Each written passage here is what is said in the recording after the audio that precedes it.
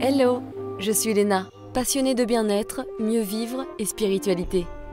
J'ai créé ce podcast pour faire connaître au plus grand nombre des méthodes alternatives pour aller mieux, que ce soit physiquement ou mentalement.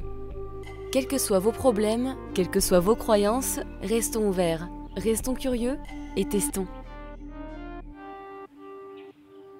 Bonjour à tous, aujourd'hui on va parler du lien corps-esprit, vous savez mon sujet préféré, avec Alisha Kapani, Mind Body Coach aux États-Unis. Alors Alisha a souffert de dépression assez jeune, pendant environ 5 années, et s'est sortie de cet enfer mental après avoir évidemment essayé tout un tas de choses classiques, en se reconnectant à son corps et à ses sensations. Bref, tout ce que je vous apprends régulièrement, et oui, c'est utile pardi. Vous allez retrouver dans les propos d'Alisha ce que j'essaye de vous transmettre dans mes posts Instagram, mes solo épisodes ou encore dans mes épisodes de Mind Body Minute. Alors écoutez bien mes enfants, car parmi ces 2 épisodes, parmi tout ce dialogue, parmi ces nombreuses minutes, il y a des phrases pépites qui peuvent éveiller votre conscience et vous faire des tilts. J'adore les tilts. Je vous conseille d'écouter les 2 parce qu'ils sont assez différents. Dans le premier, elle passe un peu de temps à parler de ses expériences amoureuses qui lui ont amené beaucoup de souffrance. Vous allez sûrement vous reconnaître dedans, en tout cas ça nous arrive, et oui, mais qui lui ont en réalité permis d'évoluer énormément. Et ce que l'on a du mal à comprendre, malheureusement, c'est que les challenges sont là pour nous faire évoluer et que tant qu'on n'a pas compris la leçon, ils vont se répéter.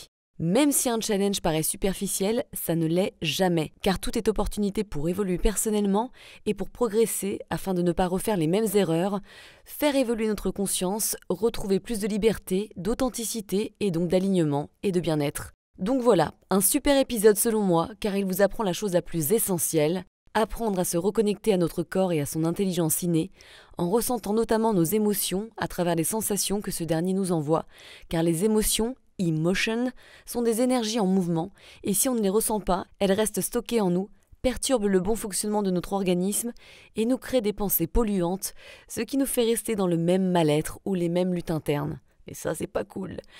Sachez que quand vous travaillez sur vous, vous travaillez pour l'humanité, car nous sommes tous connectés, et oui, nous sommes tous une petite goutte d'eau dans un océan de conscience, et en évoluant personnellement, on participe à faire évoluer la planète. Rien de plus beau, moi je trouve. C'est fantastique. Cet épisode est divisé en 2, la suite la semaine prochaine.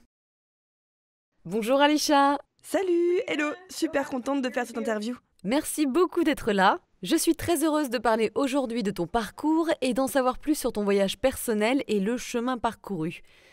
Est-ce que tu peux commencer par nous en dire un peu plus sur toi ? Comment et quand la dépression a commencé ? Parce que je suis sûre que tu as passé des mois ou des années avant de savoir que tu souffrais vraiment de dépression. C'est souvent un processus qui évolue lentement, mais sûrement. Ça peut aller et venir, on ne s'en rend pas forcément compte au début, alors peux-tu nous en dire plus s'il te plaît ? Yeah, definitely. Okay, so I'm Donc Alicia. bonjour, je m'appelle Alisha, je suis une coach en connexion corps et esprit. J'aide les gens à s'aligner avec leur état naturel d'amour inconditionnel, de joie, de paix, vitalité et liberté, enfin ce genre de choses. Parce que si tu ne ressens pas ces choses, si tu ne les vis pas, c'est que tu es en train de vivre une résistance. Je suis capable de déterminer la nature de la résistance, puis on utilise des outils de lien du corps et de l'esprit pour le résoudre. Et j'ai commencé ce travail à partir de ma propre expérience de maladie mentale et physique.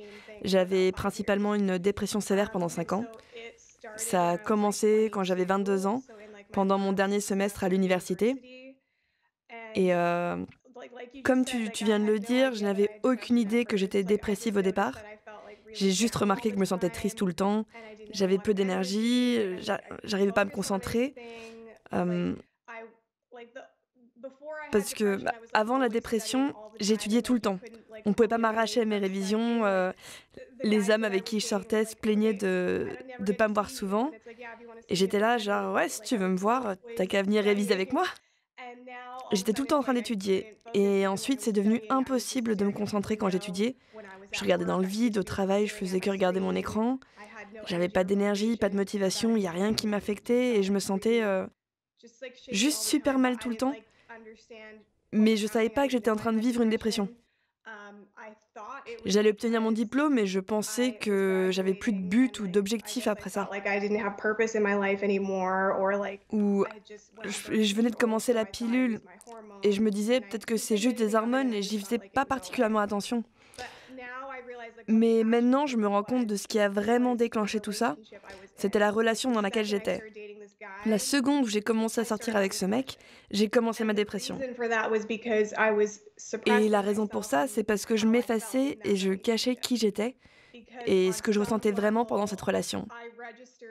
Parce que sur un certain plan, j'ai accepté que c'était dangereux pour moi d'exprimer mes sentiments.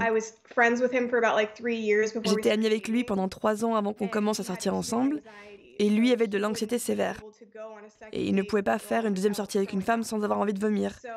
Et moi, j'étais au courant de ça. Je me disais, bah, si je le rends anxieux, il va me quitter. Et du coup, bah, je voulais rendre notre relation fun, passionnée. Et je me suis dit, il faut centrer tout sur le sexe. Bah, comme ça, il n'aurait pas envie de partir. Et du coup, j'ai tout réprimé. Ouais, donc tu étais juste concentrée sur lui et tu t'oubliais toi par contre. Oui, exactement. Je me suis complètement abandonnée. Je m'assurais que j'étais la gentille femme et je réprimais tout ce que je ressentais pour qu'il me quitte pas. Ce qui a ensuite causé ma dépression. Et je comprenais pas tout ça à l'époque. Et donc j'ai commencé à lui en vouloir à lui. Euh, je lui disais, tu es la raison pour laquelle je suis déprimée, sans réaliser que la personne qui va t'aider le plus à guérir va être la personne par laquelle tu es la plus attirée. Donc qui d'autre va m'aider à faire ressortir cette énergie que je portais de la peur de l'abandon, je portais de la honte, l'impression de pas être assez bien. Et donc c'était la personne parfaite pour faire ressortir tout ça en moi, car j'étais toujours en train de m'abandonner dans mes relations précédentes. Mais ça devait être encore plus fort pour que je puisse le voir, pour que je puisse m'en rendre compte. Donc c'était la personne parfaite, cette personne qui était passive, distante, émotionnellement inaccessible. Et il me donnait l'impression d'être vraiment non désirée. Et c'était le plus gros déclencheur de ma dépression, de me sentir non désirée et ressentir cette honte. Ouais, j'ai ressenti ça souvent parce qu'on était d'abord amis et on passait tellement de temps ensemble. C'était genre mon mari d'études. On passait presque 24 heures, 7 jours sur 7 ensemble. Et ensuite, quand on a commencé à sortir ensemble, il a arrêté d'étudier avec moi. Il voulait pas prévoir des choses avec moi, ou alors s'y tenait pas. Et ça m'a fait sentir tellement mal et tellement rejetée. Pourquoi il voulait pas passer du temps avec moi?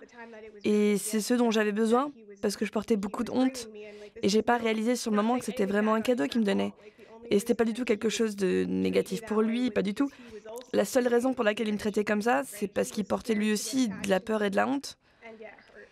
Il avait peur de s'attacher à moi et d'être blessé. Et il avait l'impression de ne pas être assez bon. Et ça arrive beaucoup que les gens sabotent leurs relations parce qu'ils ont l'impression de ne pas les mériter. Et ils vont se convaincre que ces personnes sont trop compliquées ou trop exigeantes. Mais en réalité, ça va être eux qui ne se sentent pas assez capables de donner à l'autre ce dont il a besoin. Donc ça a été le déclencheur de la dépression. Et de façon assez étonnante, j'ai vécu la même chose à nouveau. Et ça a déclenché le même type d'énergie, encore une fois. J'ai rencontré un autre mec et j'étais en train de sortir avec un autre mec qui était très passif. Il n'était pas aussi inaccessible émotionnellement que l'autre, mais il me faisait sentir très souvent rejetée. Il ne répondait quasiment jamais à mes messages, il ne demandait jamais à me voir, il ne voulait pas savoir quand j'avais du temps libre. Donc je me sentais rejetée et ça faisait tellement mal que ça me faisait ressentir pendant un temps comme quand j'étais dépressive. Genre ça fait tellement mal que je ne peux plus le supporter. Tu parles de récemment? Oui. Donc c'était vraiment une opportunité pour toi de voir à quel point tu as changé. Oui, je pense que c'est important que les gens l'entendent. Donc, ça m'a montré que j'ai toujours su que je ne serais plus jamais dépressive maintenant que je sais ce que je sais. Parce que si tu t'autorises à ressentir pleinement tes émotions, ça se déplace. Mais ça, c'était une sorte de test d'une certaine manière. J'aime pas l'expression test, mais c'était genre, Alisha, tu es dans la même énergie que la dernière fois, tu reçois pas ce dont tu as besoin. Est-ce que tu vas de nouveau t'abandonner? Tu vas être genre, oh, pas grave, tu m'écris pas, tu me donnes pas ce dont j'ai besoin? Ou est-ce que tu vas t'exprimer et dire ce que tu ressens et demander ce que tu veux ou ce dont tu as besoin? Et cette fois, j'ai pas eu peur de le faire car j'avais dépassé le stade de la peur, la dernière fois quand j'ai eu ma dépression. La peur de si j'exprime ce que je ressens, alors tu vas me quitter. Là, je l'avais pas, parce que j'avais déjà travaillé dessus. Donc j'ai dit à ce mec ce que je ressentais et il n'était pas capable de me donner ce dont j'avais besoin. Il m'a dit qu'il pensait ne pas pouvoir être cette personne pour moi et qu'il était désolé. Et je suis sûre qu'il se rend pas compte qu'il porte de la honte et c'est pour ça qu'il pense qu'il peut pas faire tout ça pour moi. Parce que c'est pas naturel. pour un homme masculin conscient de ne pas poursuivre ce qu'il veut, parce que l'énergie masculine, c'est de faire et être dans l'action, de pénétrer, de prendre le temps de faire les choses que tu veux. Donc si un homme ne fait pas ça, soit il veut pas être avec toi, soit il a des parties de lui qui ne sont pas guéries, et il porte en lui probablement de la peur et de la culpabilité. Donc je pense pas qu'il ait été conscient. Et s'il m'avait dit quelque chose du style je veux prendre conscience de ce qui me fait agir de cette manière, comme ça je peux te donner ce dont tu as besoin, bah à ce moment-là je lui aurais donné une autre chance, mais il m'a pas montré d'envie de faire ça. Donc on a terminé la relation. Et c'est une preuve de mon progrès d'avoir pu m'honorer cette fois-ci, mais ça a fait remonter des énergies similaires à quand j'étais en pleine dépression. Et non seulement ça, mais il y avait aussi le deuil, parce que la relation venait de se terminer, et donc il y avait ce sentiment de vide, parce que je tenais quand même à lui. Je n'avais pas eu de connexion profonde depuis tellement longtemps que ça faisait du bien d'être embrassée, et j'aimais beaucoup passer du temps avec lui. Et on n'avait plus ça, donc il y a ce sentiment de vide, de tristesse, ce sentiment de ne pas être importante. Et ça, c'était probablement le plus dur. Le fait de me dire que je pleurais presque tous les jours en pensant à lui et que lui s'en fichait de moi, que je lui manquais pas, donc ce sentiment d'être insignifiant. Et je traversais toutes ces énergies récemment, et comme j'ai déjà eu cette expérience auparavant, je savais quoi faire. Les émotions sont passées très rapidement, et donc j'ai eu les mêmes sensations qu'ayant la dépression pendant seulement un jour. Donc j'espère que ça aidera les gens qui écoutent de savoir qu'on a le pouvoir de surmonter ça. Et peu importe à quel point on a l'impression que ça passera jamais, quand on est en plein cœur du truc, c'est pas le cas. Et j'espère que ça aidera des gens de savoir ça. J'adore ce témoignage car tout le monde a ses propres challenges et c'est une opportunité de voir à quel point on évolue et quand on est dans cet état émotionnel-là, c'est vraiment lourd et profond. Mais c'est important de comprendre qu'on est en quelque sorte le soleil et que nos difficultés, nos émotions difficiles, ce sont des nuages qui passent. Nous, on est toujours le soleil et ça va passer, ça va aller, rien n'est permanent.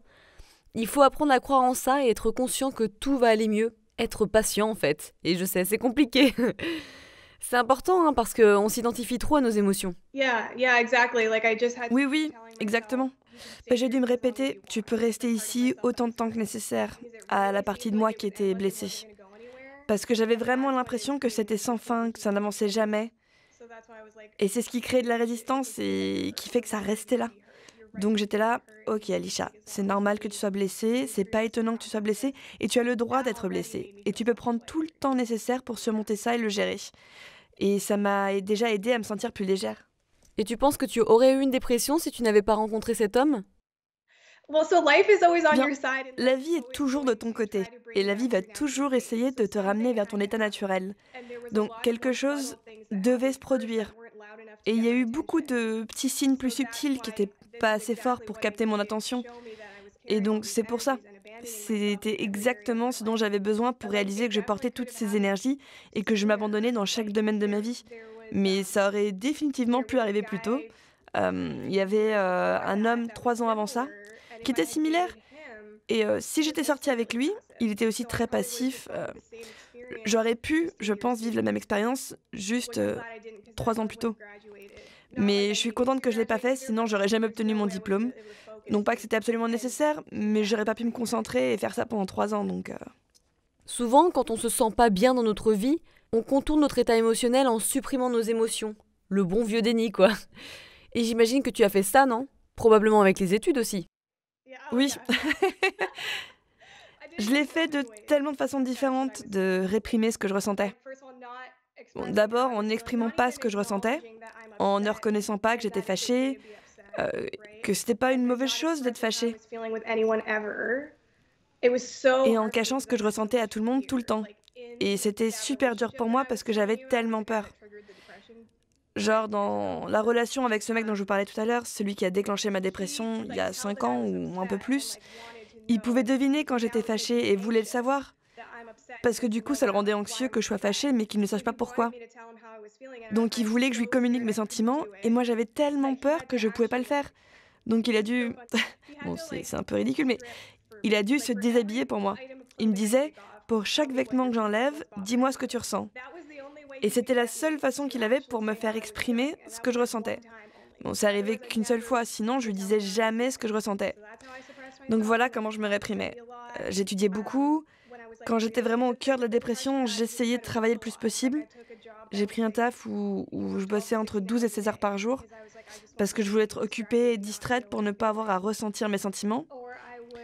Ou alors, je dormais beaucoup, même si j'étais pas fatiguée, pour que je puisse ne rien ressentir. Et je buvais aussi beaucoup.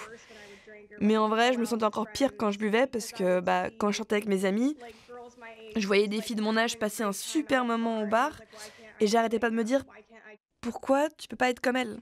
Mais ouais, j'étais comme ça aussi. Ouais, Qu'est-ce qui se passe avec moi? exactement, c'est ce que je ressentais. Donc boire n'aidait absolument pas, je finissais dans les toilettes en pleurs. Mais il y a tellement de manières dont je me réprimais. J'évitais tout ce qui pouvait provoquer mes sentiments, j'évitais des lieux, des sujets de conversation, des chansons, musique, films. J'ai fait ça pendant tellement longtemps. C'est marrant parce que chaque personne a sa manière de faire. Ouais, Moi, par exemple, je faisais beaucoup de sport, ça m'évitait de penser. Je faisais aussi beaucoup plaisir aux autres. Je me mettais en dernier, j'évitais les disputes. Ça, j'aimais pas du tout les disputes. J'utilisais le champagne aussi, même si j'en buvais pas beaucoup. Ça me faisait du bien, ça me calmait sur le moment. Du coup, ça me permettait d'avoir un petit peu d'excitation dans ma vie positive, de calmer mon mental, d'oublier un peu mes soucis. Comme toi, c'était vraiment difficile pour moi de m'exprimer. En tout cas, d'exprimer mes besoins. ouais. Mais les êtres humains sont très créatifs pour éviter de ressentir leurs émotions et leurs triggers. Le pire, c'est que tu peux être entouré de personnes extraordinaires, avoir une belle famille, un travail confortable, voyager. Mais si tu ne te sens pas bien à l'intérieur de toi, rien ne peut t'aider. Ça me rappelle moi, il y a quelques années, j'étais partie aux États-Unis, je visitais les magnifiques canyons. Alors évidemment, ça semblait incroyable, mais j'étais tellement stressée et remplie d'anxiété. Je pouvais pas du tout profiter de mes vacances, je me sentais tellement mal. Je voulais juste mourir en fait et arrêter cette douleur, elle était tellement écrasante, submergente, rien ne pouvait m'aider. Et au début, je pensais que partir en vacances, ça pourrait me faire du bien, mais fausse mentalité. Si tu travailles pas sur toi-même, tes problèmes te suivront partout où tu iras. Ouais, il m'arrivait la même chose quand j'ai obtenu mon diplôme.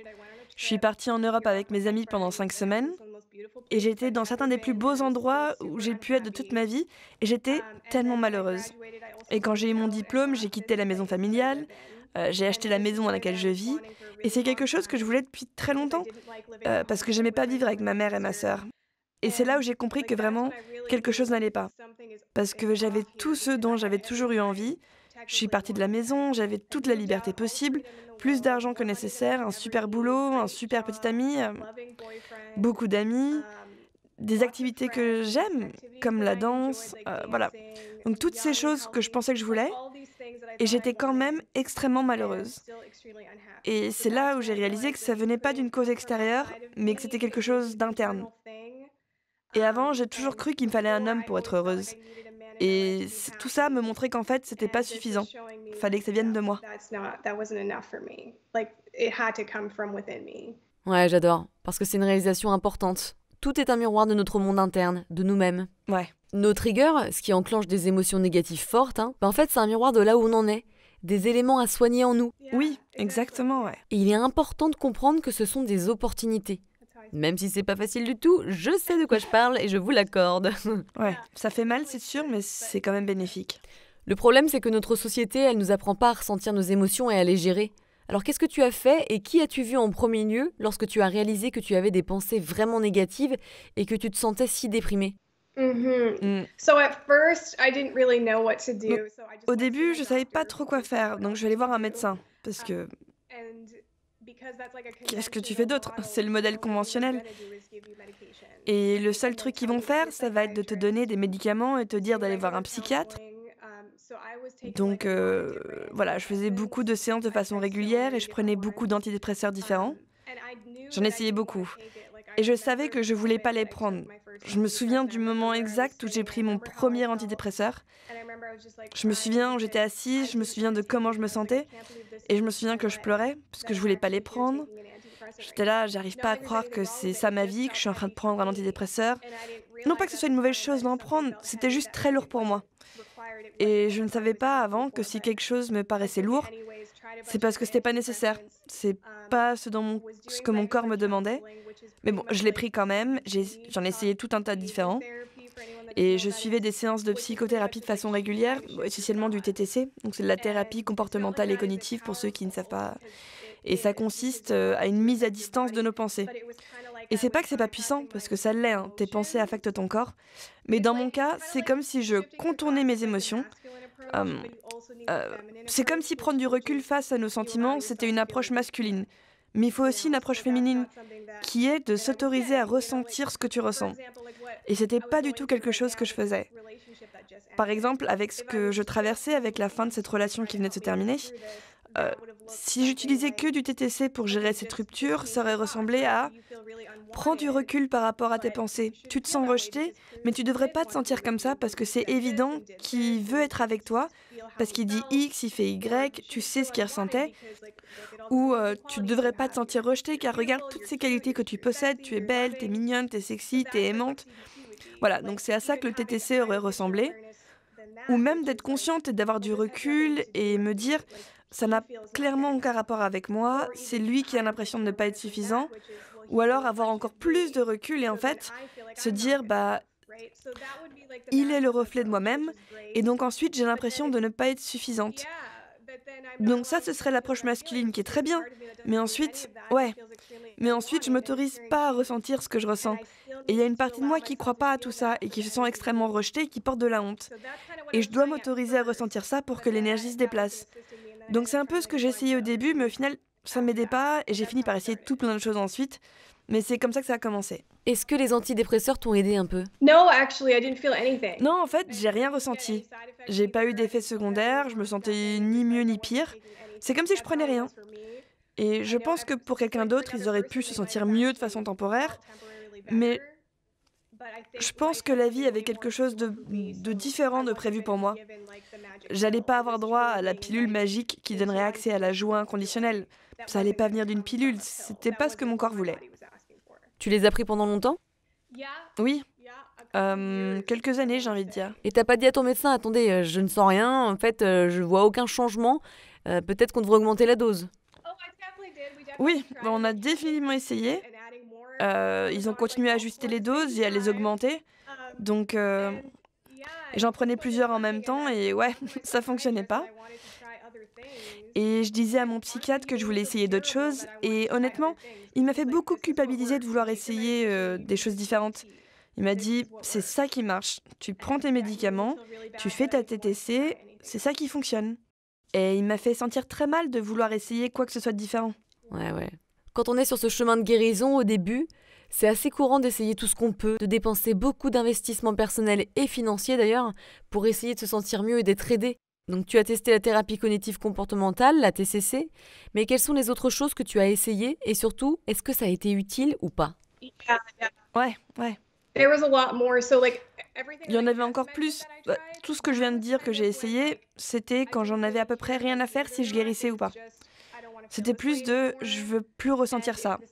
Et si ça marchait pas, bah je pouvais toujours me suicider. Et c'est vraiment ce que je ressentais à ce moment-là. Mais ensuite, après avoir voulu passer à l'acte, j'ai réalisé que c'était pas quelque chose que je ferais. Parce que j'avais trop peur de la douleur. Il y a eu un moment où j'allais vraiment le faire. Et juste avant, j'ai googlisé et lu que la façon dont j'allais le faire n'allait pas marcher. Donc il y a eu un moment où j'étais en train de chercher sur Internet les façons les moins douloureuses pour se suicider. Et je pouvais rien trouver à ce moment-là avec ce que j'avais sur moi, ou avec moi, pour réussir à le faire. Et c'est pour ça que je l'ai pas fait. Et ensuite, j'ai réalisé que j'avais trop peur de la douleur et le fait que ce soit pas définitif. Et j'ai su que je pourrais jamais aller jusqu'au bout. Donc j'ai réalisé que c'était pas une option pour moi au final, donc je dois vraiment essayer de guérir. Parce que je peux pas vivre comme ça. Et c'est là où j'ai fini par essayer tout ce que je trouvais. Je cherchais comment guérir de la dépression et chaque lien, même sur la 2e et 3e page, et je vais jamais sur la 2e ou 3e page de Google, vraiment, j'ai quasiment tout essayé sans exception. J'ai testé le MDR, la désensibilisation et retraite par les mouvements oculaires, le FT, les techniques de liberté émotionnelle, l'hypnose, l'acupuncture, les suppléments, tout. Je dépensais des milliers de dollars chaque mois en thérapie. C'est la même chose pour moi. C'est le même chemin que moi, et c'est d'ailleurs souvent le même chemin pour beaucoup de personnes avant de devenir conscient de ces choses-là, tu sais. Oui, et je crois que la raison pour laquelle je guérissais pas, il y a beaucoup de raisons différentes, mais tout d'abord, j'essayais vraiment beaucoup de choses pour atténuer la douleur. ce qui faisait que créer de la résistance et maintenir cette douleur en place. Si j'avais choisi certaines de ces choses d'un point de vue de je fais ça pour m'aimer et me faire du bien, j'aurais sûrement eu des résultats très différents. Maintenant, j'utilise l'EFT tout le temps et j'ai des super résultats alors qu'avant rien du tout. Donc, tu peux utiliser l'outil de guérison le plus puissant possible, mais si tu t'en sers pour faire disparaître la douleur, en fait, tout ce que tu fais, c'est la maintenir en place. Amen. Ouais. Donc ça, c'est déjà une raison pour laquelle ça marchait pas. Et la deuxième, c'est que c'était pas ce que me demandait mon corps. Ton corps et ta sagesse savent pourquoi tu es malade et ce dont ils ont besoin. Et ils essaient de te le dire et de communiquer avec toi. Mais j'étais pas en résonance avec ma sagesse, je savais même pas que je l'avais. Et j'étais en train de chercher une solution externe et j'abdiquais mon pouvoir. Et je faisais ce que me disaient de faire les médecins, ma psychiatre ou tout ce que je pouvais trouver, plutôt que de m'écouter et me dire « Ok, c'est lourd ou c'est léger ?» Parce que si c'est léger, c'est ce que mon corps me demande, mais si ça me paraît lourd, c'est que c'est pas ça. Donc je faisais des choses qui me paraissaient lourdes parce que je savais pas quoi faire d'autre, donc... Et tu ressentais pas non plus tes émotions, j'imagine. Oui, exactement. Et c'est la clé pour le changement. Ouais. Ça l'est. En tout cas pour moi, et je suis sûre que c'est le cas pour toi aussi, et d'ailleurs probablement pour un grand nombre de personnes, et même si on n'est pas éduqué initialement à faire ça, ressentir nos sensations sans peur, avec compassion, ça peut changer notre vie. Oh oui, Et pour moi, c'était vraiment la partie manquante du puzzle. C'est ça qui a changé ma vie. moi aussi. On en a un peu parlé, mais une autre erreur que nous faisons, c'est de penser que les circonstances extérieures vont nous aider. Mais c'est en fait un travail intérieur, donc n'oublions pas ce point. Oui, donc ça doit venir de l'intérieur vers l'extérieur. Donc, par exemple, quelque chose peut ajouter à la joie et à la paix dans laquelle tu es peut-être déjà.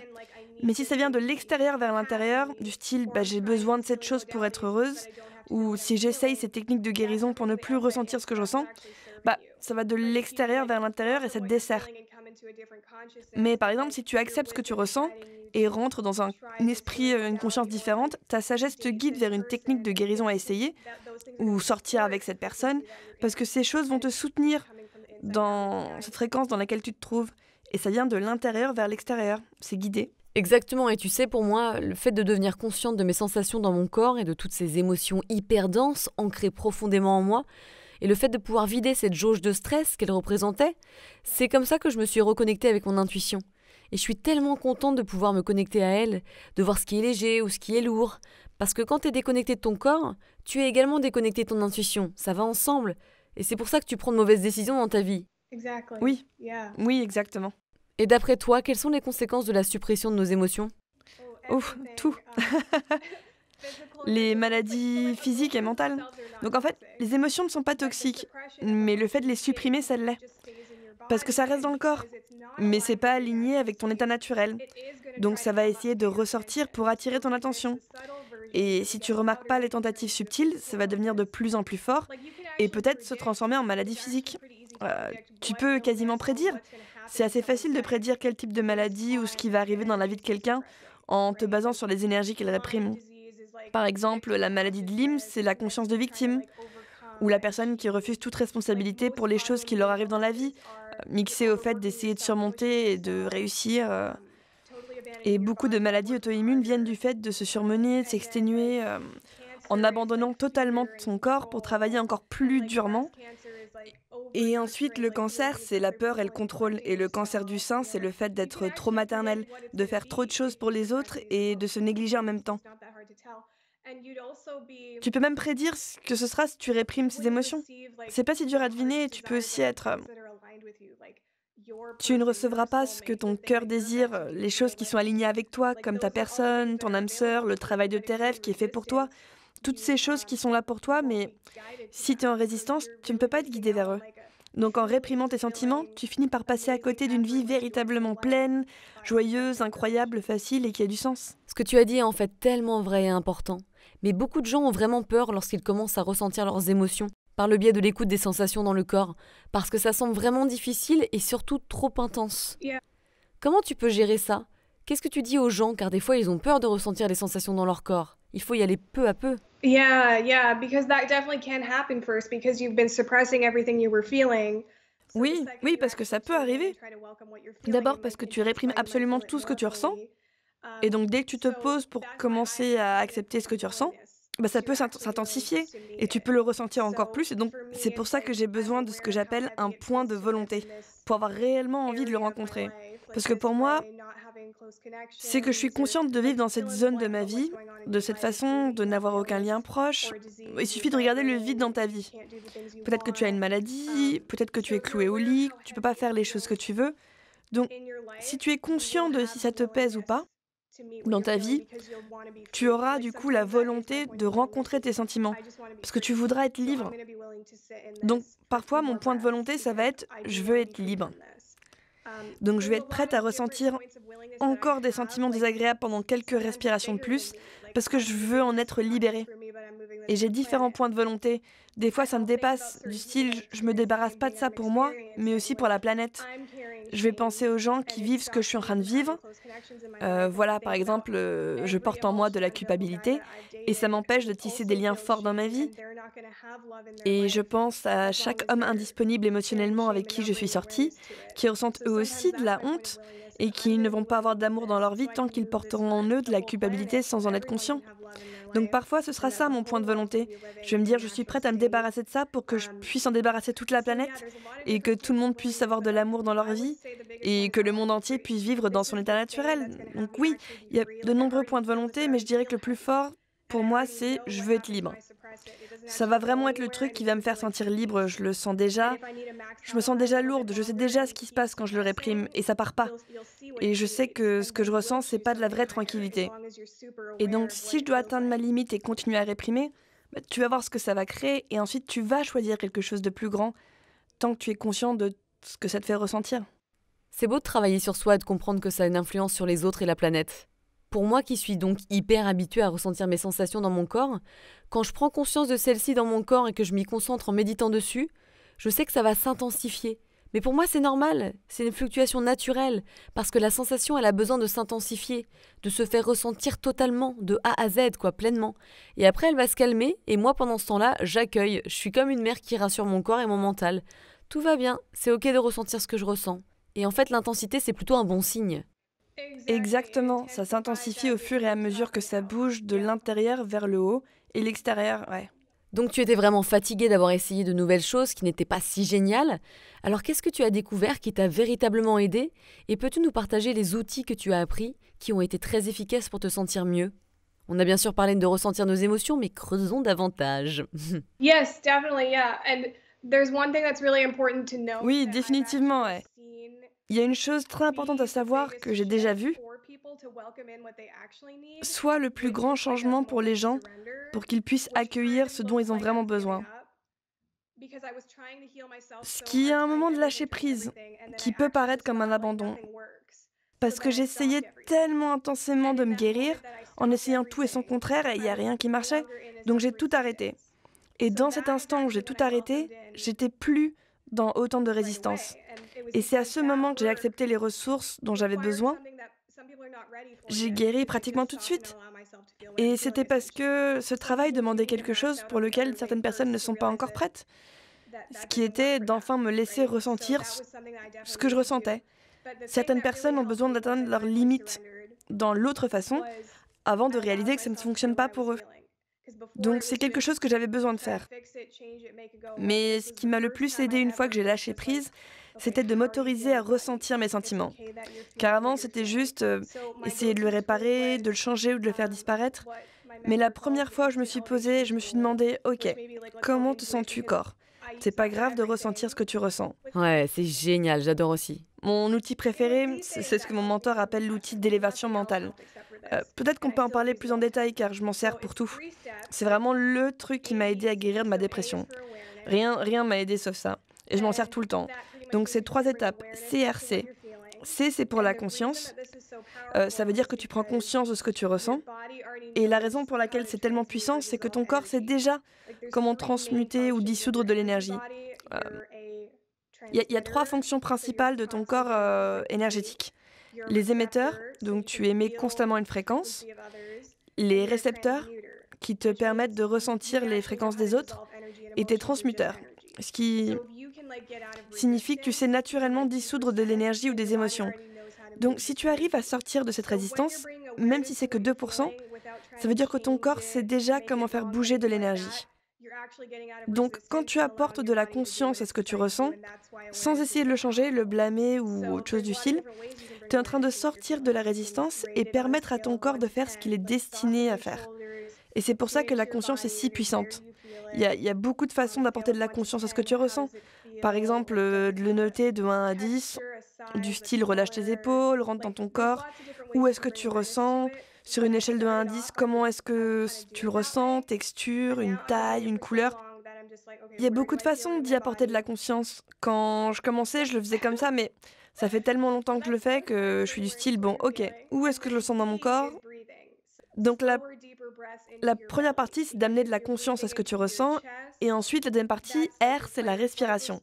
Donc ça, c'est juste des inspirations et expirations plus lentes et plus profondes du ventre. Parce que si on respire par la poitrine, ça stimule la réaction de lutte ou de fuite. Ça ne permet pas à ton corps de fonctionner comme il devrait. Donc voilà, il faut respirer de façon lente et profonde par le ventre, au moins 3 à 5 respirations. Tu peux imaginer un ballon rouge dans ton ventre se gonfler et se dégonfler lentement. Relâcher les épaules permettra d'approfondir la respiration dans le ventre. Et ces deux parties sont les plus puissantes de l'outil, d'apporter de la conscience à ton ressenti et de respirer plus pleinement. C'est la vraie puissance et tu peux continuer de faire ça jusqu'à ce que tu te sentes plus légère. Et la dernière partie, le deuxième C, tu peux faire un peu plus tard quand tu te sens plus légère, qui est le choix conscient. Donc c'est là où tu entames l'approche plus masculine dont on parlait au début. Quelque chose de plus grand, comme une affirmation ou quelque chose du genre moi j'aime bien me dire, je choisis d'étendre mon corps et d'être complètement paisible maintenant. Et je peux sentir mon corps se détendre pendant que je le dis. Tu n'as pas besoin de faire cette partie si tu ne sais pas trop quoi dire, mais c'est le fait d'apporter quelque chose de plus léger. Tu choisis quelque chose de plus grand que ce que tu es en train de vivre. Oui, une intention. Oui, exactement. Je le fais pas tant que ça, cette partie-là. Des fois, je me concentre juste sur la compassion envers mon corps. Je lui dis juste que je l'aime. Ça suffit souvent pour moi. Oui, oui. Dernièrement, je me dis que je m'aime, je me fais confiance, je m'accorde de l'importance et je m'honore. C'est ce que je me dis en ce moment. Mais si tu n'arrives pas à trouver les mots, c'est vraiment pas la partie la plus puissante, parce que ton état naturel est déjà la joie et la paix. Donc quand tu dissous les autres énergies, tu te sens déjà plus légère. Et si tu trouves pas quoi dire, c'est vraiment pas grave. Ouais, donc c'est un peu mon outil de base. J'adore aussi. Ça a vraiment changé ma vie. C'est tellement simple, mais tellement puissant pour... Exactement, mais comme on dit dans le milieu de la pub, less is more. En français, on dirait littéralement le moins est plus. Oui, oui. Et je sais pas ce qu'il en est pour toi, mais je ressens souvent les sensations dans mon ventre. C'est très viscéral chez moi. Oui, oui, pour moi, c'est dans mon ventre. C'est là où se trouve le plexus solaire. C'est ton centre de pouvoir. Donc, si tu abandonnes souvent ton pouvoir... Mais maintenant, j'ai même pas besoin d'apporter de la conscience. Je sais déjà où elle va être. Dès que je me centre sur moi-même, je vais directement dans le ventre. Je sais que c'est là où elle se trouve. Parfois, ce sera ailleurs, mais c'est rarement le cas, ouais. Ouais. C'est marrant, je voulais justement t'en parler parce que c'est pareil pour moi, encore. En fait, je m'allonge toujours pour mieux ressentir mes sensations, même si je peux le faire debout ou assise, mais c'est une préférence personnelle, parce que pour moi, je trouve que je les ressens mieux si je suis plus détendue, mieux installée. Et donc je dis « Ok mon corps, je suis là pour toi, c'est parti ». Toujours une phrase d'introduction, de connexion avec mon corps, une phrase officielle. Et les sensations, elles arrivent au bout de quelques minutes. Elles remontent à la surface, je n'ai plus rien à faire pour déclencher ça, ça se fait automatiquement avec le temps, parce que j'ai développé cette connexion avec mon corps, et ça se construit avec le temps. Oui, exactement, parce que tu en as vraiment conscience. J'adore. Bref, continuons. Ce qui m'a vraiment aidé, c'est de plus tomber dans le schéma du mode victime. Alors ça, la victimisation, je connaissais bien. Ça a vraiment été un énorme changement dans ma vie, de plus agir avec cette mentalité. Alors dis-nous comment arrêter la mentalité de victime, parce qu'elle nous maintient dans une spirale descendante. Oui, oui. Donc, plusieurs choses. Déjà, le fait de changer ton point de vue de « est-ce que je suis obligée de faire ça ?» à « est-ce que je choisis de faire ça ?» Je vois ça souvent, les gens me disent « je suis obligée d'aller à mon travail ». De quoi tu parles? Je suis obligée de prendre ce médicament, c'est ce que me disent les médecins, c'est la seule chose à faire dans mon cas. Mais si tu vas choisir ça, parce que d'une certaine façon c'est un choix, tu choisis d'aller à ce travail tous les jours et tu choisis de prendre ce traitement ou autre. Et si tu changes ton point de vue à « ok, je choisis ça », parce que je ne sais pas ce qui est possible d'autre pour moi en ce moment, donc je vais choisir ça pour cet instant, tu passes immédiatement de victime à autonome. Et certaines personnes ne vont pas s'autoriser à faire ça. J'en ai déjà parlé à certaines personnes au sein de la communauté corps-esprit, et elles me disent « Mais non, tu comprends pas, je suis obligée de le faire, il n'y a aucun moyen de voir ça comme un choix. » Et cet état d'esprit va te faire rester dans la conscience de victime. Donc si tu peux t'ouvrir juste un tout petit peu et te dire « Je sais pas ce qu'il existe d'autre, donc je vais choisir ça, et je vais être plus consciente et affirmée dans mon choix », tu vois, ça change déjà les choses. Donc après, c'est l'approche masculine. Il nous faut aussi l'approche féminine. Je m'autorise à ressentir cette partie de moi qui se sent comme une victime et que je subis les choses, que la vie est injuste. Et toutes ces choses que tu dois t'autoriser à ressentir. Et ensuite, pour ceux qui ne sont pas prêts à changer de point de vue du « je dois le faire » à « je choisis de le faire », je vous inviterai à être plus conscient de la pesanteur que vous ressentez lorsque vous vous dites que vous êtes obligé de le faire et que vous n'avez pas d'autre option. Parce que si vous commencez à sentir à quel point ça vous pèse quand vous adhérez à ce point de vue, vous aurez envie un jour de quelque chose de plus grand que ça. Même si vous ne savez pas d'où ni comment ça va venir, mais plus vous serez conscient de la pesanteur, moins vous aurez envie de choisir ça. La suite la semaine prochaine ?